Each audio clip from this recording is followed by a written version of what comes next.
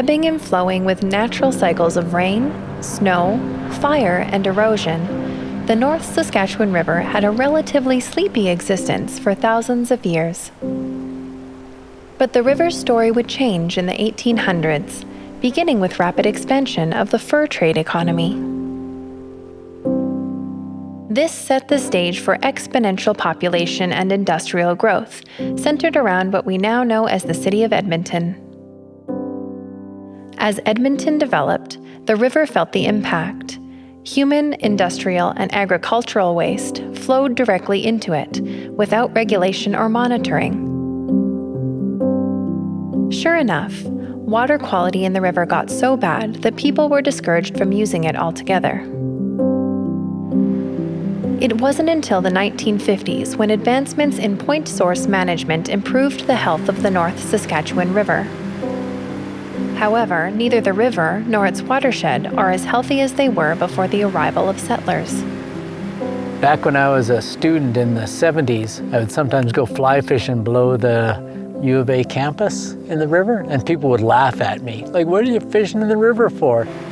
People wouldn't touch the river. It was a sewer. The big changes you've seen in the river are the lack of crap we dump into it, and the consequences for if you are caught dumping into it. It used to be just standard practice to dump industrial waste, municipal waste into the river. It's not standard practice now. You will lose your business if you do that. That cultural change is huge. That gives me hope for other things in society. It's slow, but once we get a cultural change, it's like glaciation. It's slow, but it's powerful. You know, we're sitting here at this place where the sturgeon recovery started. And I think the story of the North Saskatchewan River recovery is really told in the story of those sturgeon. You know, the sturgeon we saw here in '88 had moved up. When you think about their parents, were born in the late 1800s, early 1900s, when we were treating this like an open sewer, right? Just one generation of sturgeon ago. But we got our act together in the 70s and 80s, and those fish started to come back. They came back because the water quality came back. And now we got 5,000 sturgeon back in the river. Things are coming up again. What are you, my little friend? Oh, these are actually, that one is a young one-year-old trout perch. He's actually a pretty good sign of clean water. Like, they do not live in oxygen-poor water. When we look at the watershed upstream of Edmonton, where the water in the river comes from, 70% is in its natural state. That means its ecosystems are still functioning much like they would have for the past 1,000 years. National parks make up 12% of this area, providing critical protection for the river's headwaters.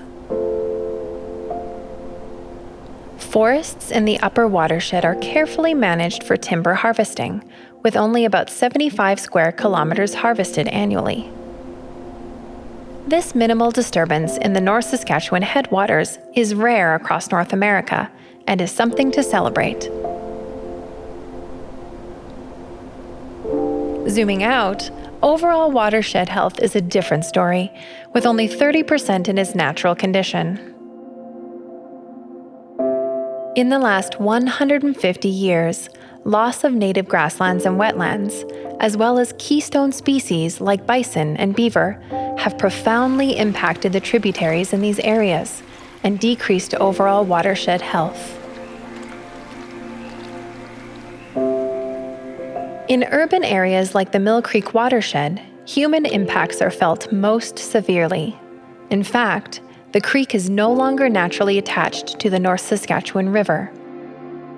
As a result of urbanization, the water chemistry and flow of Mill Creek deviates significantly from natural conditions, an obvious reminder of how human impacts can fundamentally change our watershed.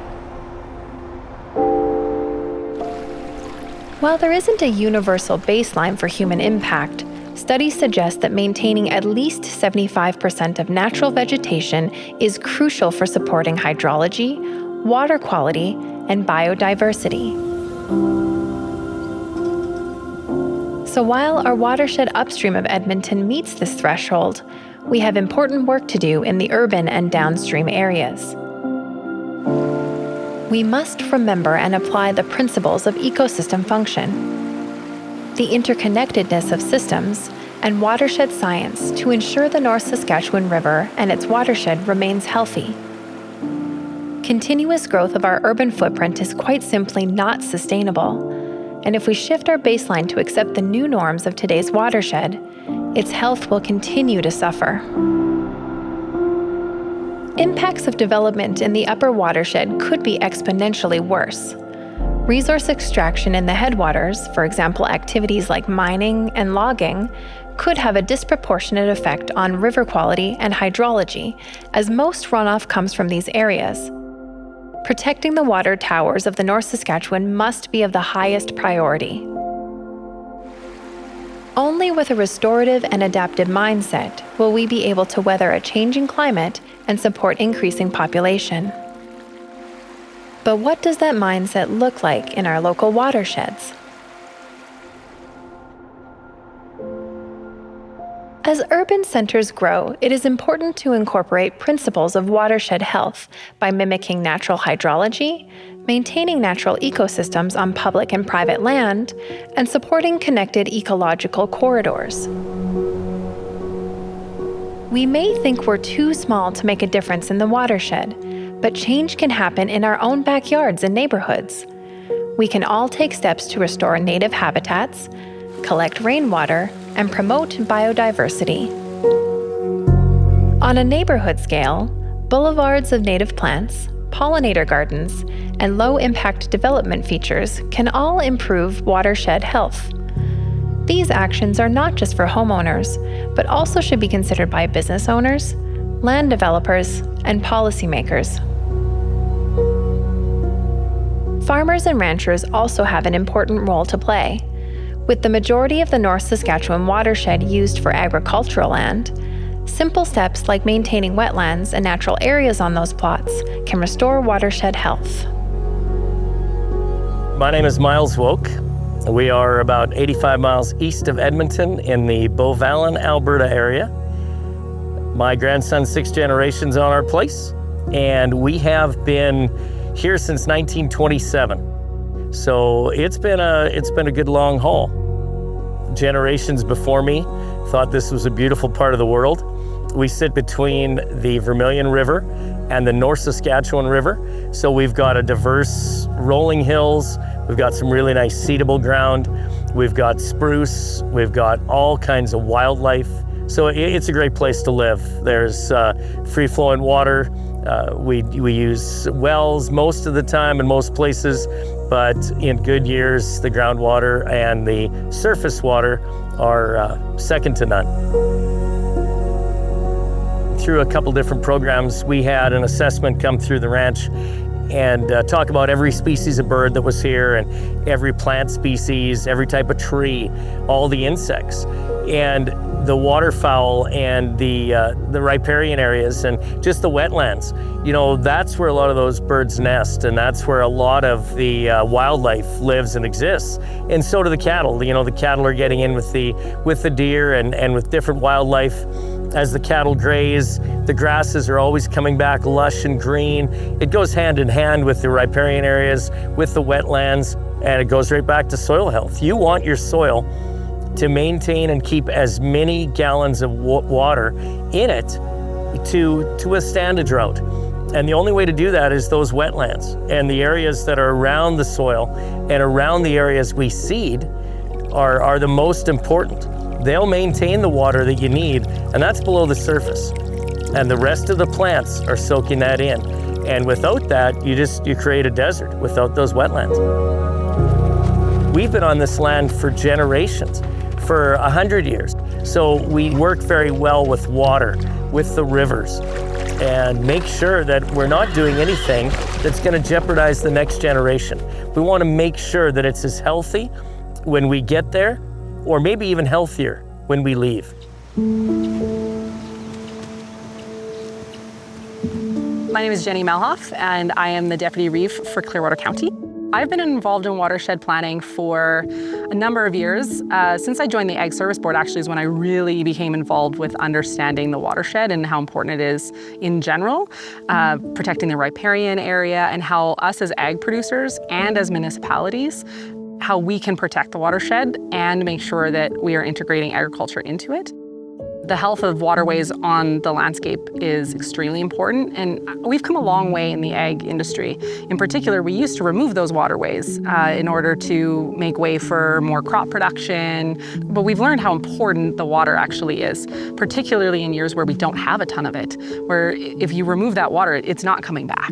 So this gives us a way to actually hold on to that water and then utilize it, and it keeps the soil healthier, and therefore we have better crops anyway.